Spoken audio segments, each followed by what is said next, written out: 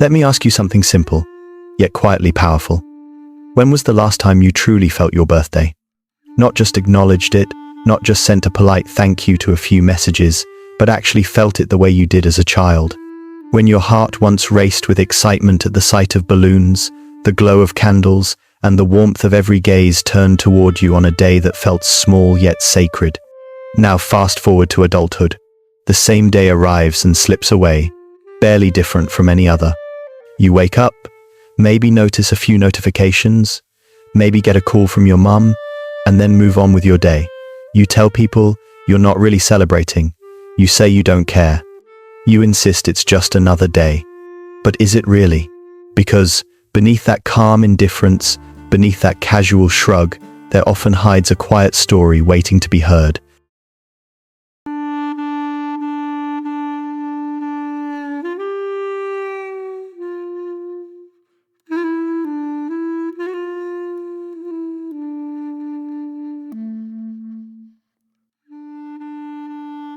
People who treat their birthdays like any other day are not cold, detached, or unfeeling. In truth, they are often the most introspective ones. They have learned to hide their expectations because disappointment has taught them to. Psychologically, birthdays act like emotional mirrors. They reflect how we feel about being alive, how we respond to attention, and how comfortable we are with being seen. When someone says, "I don't care about my birthday," what they often mean is, "I no longer seek recognition," but sometimes what they truly mean is, "I have stopped expecting." There is a quiet difference between maturity and emotional withdrawal, and birthdays have a peculiar way of revealing which side we have leaned toward.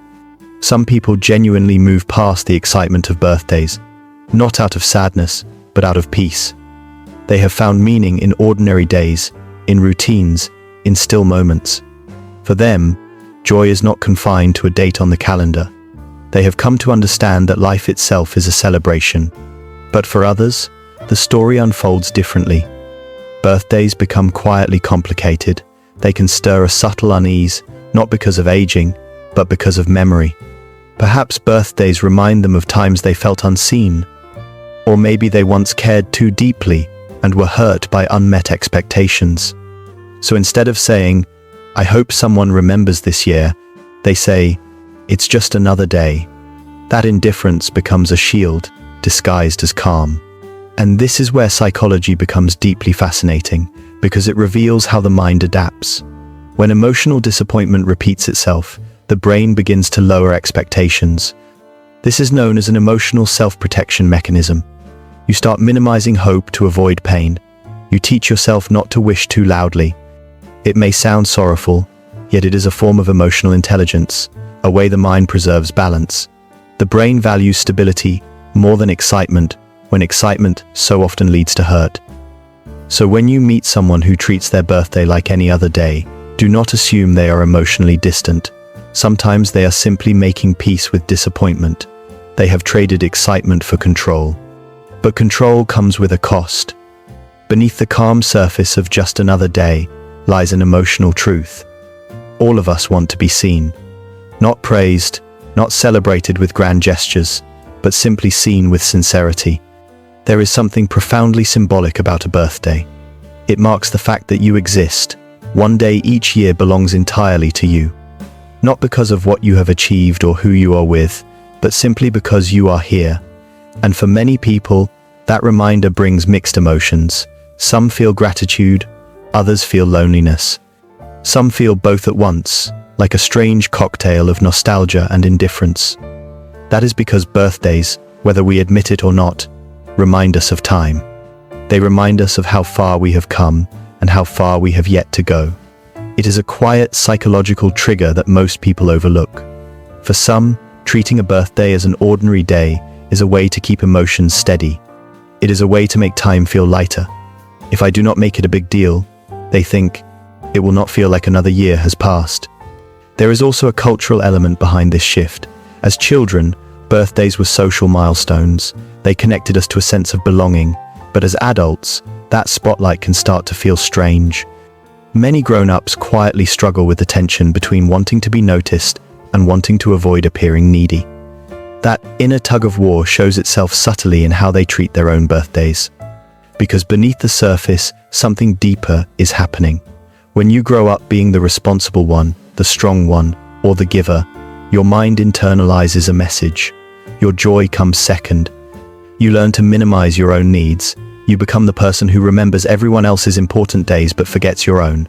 And over time, your birthday begins to lose its meaning.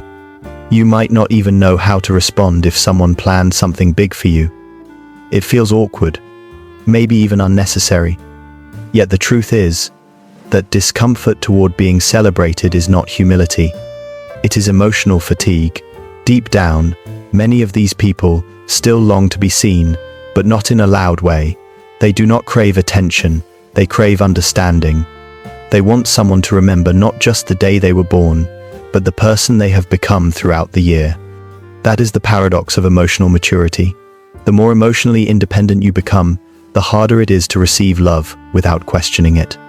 Birthdays, then, turn into neutral ground, where vulnerability often appears, but is quickly replaced by practicality. It is fine, you tell yourself. Let the day pass. Yet behind that calm voice, your mind is quietly processing a flood of emotions. Nostalgia for childhood excitement, a touch of sadness for lost connections, gratitude for simply being alive, and a gentle longing for the simplicity of joy that once came so easily. This is what makes the psychology of birthdays universal. Even when you think you have outgrown them, a part of you still remembers what it felt like to be celebrated without hesitation.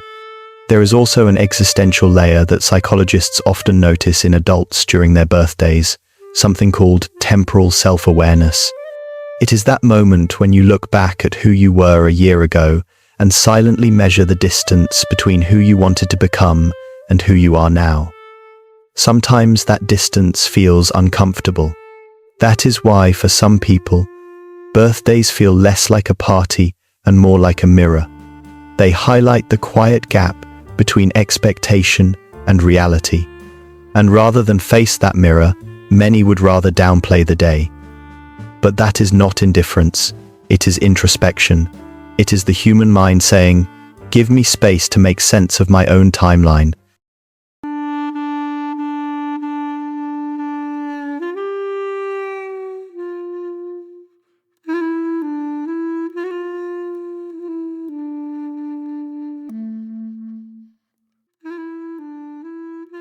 So, if you ever feel strange about your birthday, as if you are supposed to feel something you do not, know that it is completely normal. You are not ungrateful or detached. You are simply aware. You are aware that time is moving. You are aware that recognition now feels different. You are aware that celebration carries a meaning deeper than cake and candles. Because birthdays have never truly been about age. They are about meaning. And as we grow older, that meaning becomes more personal. As children, our birthdays were about the world recognizing us. As adults, they are about us recognizing ourselves. Less about gifts, more about presence. Less about who shows up, more about how present we have been in our own lives. It is a quiet shift that few people ever speak about. And that shift explains why we stop making such a big deal out of it. Perhaps we are no longer seeking to be celebrated by the world, but learning instead to make peace with our own journey. Yet even within that calm acceptance, there remains a faint echo, a soft inner voice whispering, "I still hope someone remembers." That is the paradox of emotional evolution. You can be content and still long for connection. You can be steady and still miss the feeling of being seen. And that is completely human. Treating your birthday like any other day does not mean you are numb. It means you have learned that joy is not something that needs to be scheduled. It is something you quietly carry within you, expressed in the small ways you continue to show up for yourself.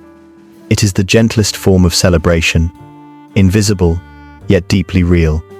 But this is where it becomes even more interesting. The deeper layer most people never recognize. When someone treats their birthday as an ordinary day, they are not rejecting joy, they are redefining it. They are saying, "I no longer need the world's permission to feel good about being alive."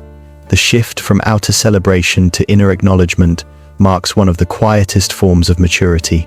Somewhere along the way, we begin to realize that the things that once made us feel special, such as presents, parties, or posts, start to lose their shine. What begins to matter more is alignment. Have I lived this year in a way that feels true to me? Have I grown? Have I shown up when it counted? For many people, birthdays become less about noise and more about reflection. It is not that they do not care, it is that their definition of celebration has evolved. Maybe their way of celebrating now is taking a long walk alone, cooking a favorite meal, or spending a quiet day in thought. It is not the loud joy of balloons, it is the gentle joy of solitude. And that is something our culture often misunderstands. We mistake quiet for emptiness, but silence can be sacred. In psychology, this relates to something called self-concordant motivation. It happens when your values and your actions begin to align, creating a deeper sense of fulfillment even without external validation. So when someone spends their birthday in quiet peace, it is not indifference, it is alignment. They are no longer chasing loud, fleeting, performative celebrations. They have replaced them with something steady and authentic, though beneath that calm surface still runs an emotional current.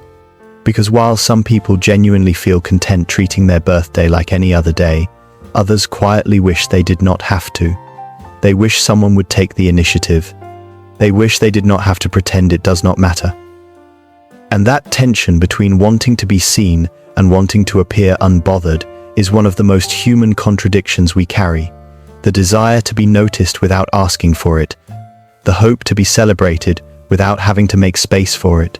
It is the universal ache between independence and intimacy. Psychologically, this connects to something known as earned secure attachment. When people experience emotional disappointment or grow up in environments where affection was inconsistent or conditional, they learn to rely on themselves. Yet even the most independent individuals carry a quiet hope that someone will see through their armor.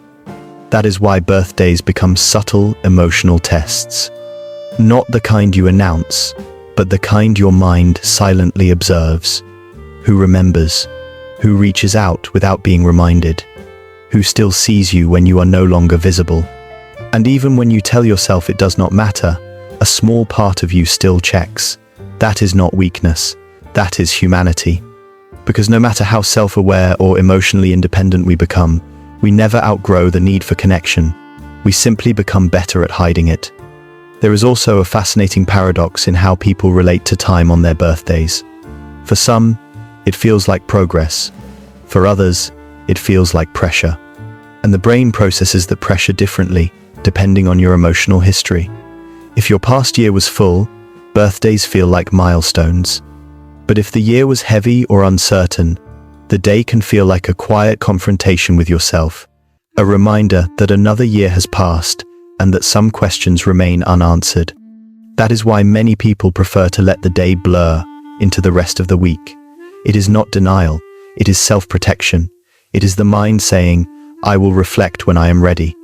Yet even within that silence, the day carries weight.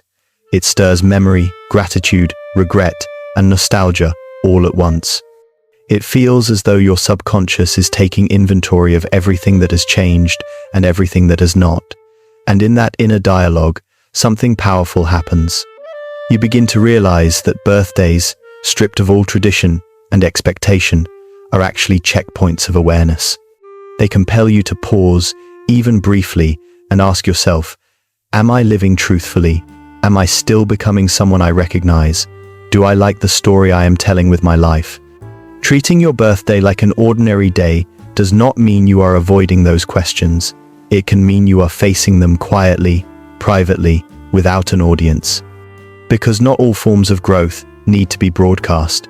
Some forms of maturity are invisible. They live in how you respond differently than before, how you forgive more easily, complain less often, and notice beauty in moments you once overlooked. And perhaps that is the truest form of celebration, when you no longer need the day to feel special, because you have learned to find the extraordinary in the ordinary. Even so, there is a gentle truth worth remembering.